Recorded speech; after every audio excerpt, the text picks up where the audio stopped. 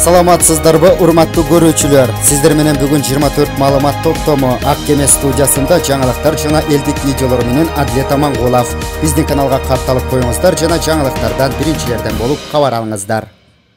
6-июнь ишембиден тарта Москва мечиттери толук иштей баштайт. 5-июндагы жума намазы мечиттерде окулбайт, онлайн гана жүргүзүлөт. Бул боюнча Россия мусулмандарынын муфтийи Равиль Гайнутдин билдирди. Москва мэри Собянин менен сүйлөшүүлөрдөн кийин шейх Равиль Гайнутдин төмөнкүлөрдү айтты.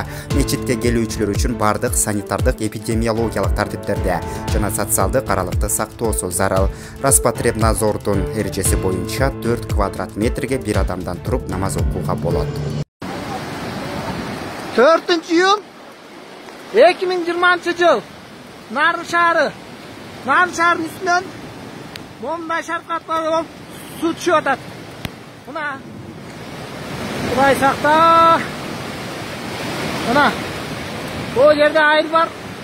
Alıp ketmeseken. Narın şarının gireverişi.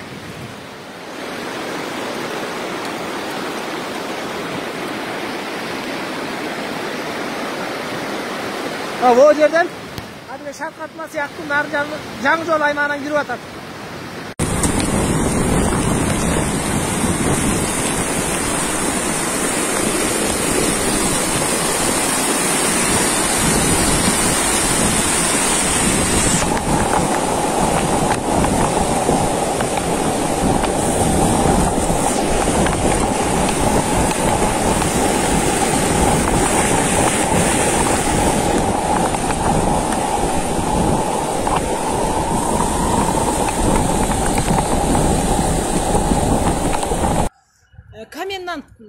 Жатакананын коменданты Амангүл Байсалбаева ошол мен баргандан эле сен деген мыйзамсыз, сен деген акча төлөбөй жашап жатасың, сен деген качан кетесиң, сен деген мен сага рапорт жасам деп ошондой өзүнүн рапорту менен коркутуп келди 2 айга чейин. Мен уже канымды ичип салды, мен уже нервимде калган жок.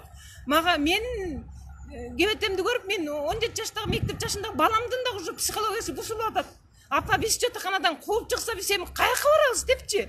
Мен үй жайым жоктугуна байланыштуу ошол жатаканада 10 жылдан бери жашап келгенмин. Мен деген уже апрель айында биздин жаңы жетекчи Дашков Василий Анатольевич келгенде ошонун приёмуна да киргенмин.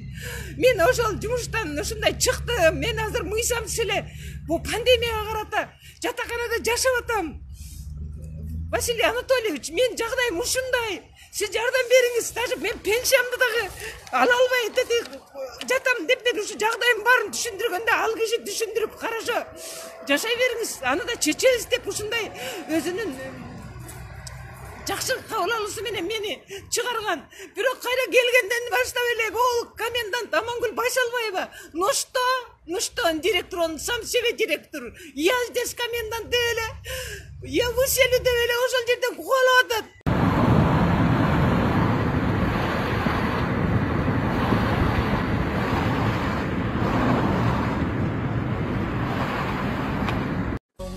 Барбы деги баткен жерин көргөнүңөр. Барып деги бир ирет да көрбөдүңөр. Берекелүү өркө мол баткенге бир ирет да конок болуп келбедиңер. Айгүл деген сулуу бийкеч гүл бар. Ар шакта куштар салган үнү бар. Адамзаттын акылын таңдаттырган алма өрүк жемиштердин түрү бар.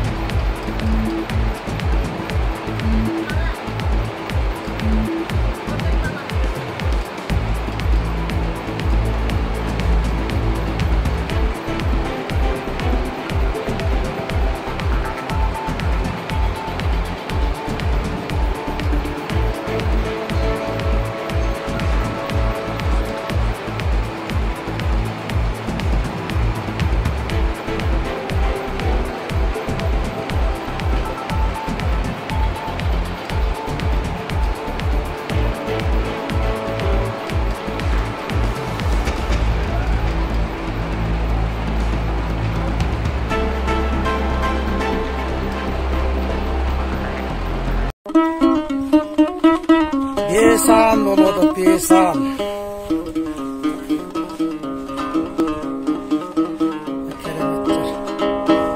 Biyikten düşkön mөлдür su, бермекте күнгө жалчырап, сездирип салкын элеби, наскага тийип жанчылап.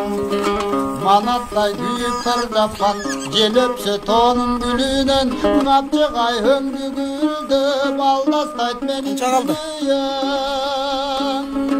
Алыста жүргөн жан бургун, жараның окшоп өзүмдүн, көзүмдөн учуп карадыңыр, үктөй болуп өзүлдүм.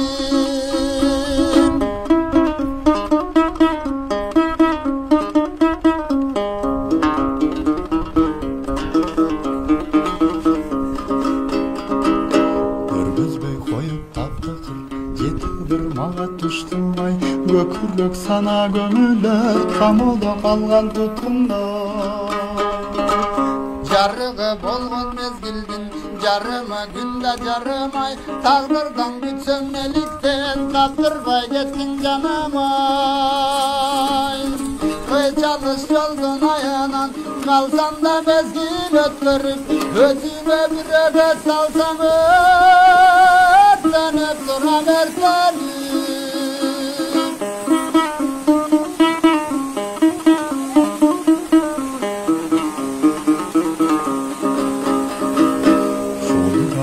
Gariptir, jelдүсө муздак сырым, сагындым сизден агайдып, жалырып чыкты шыбырым.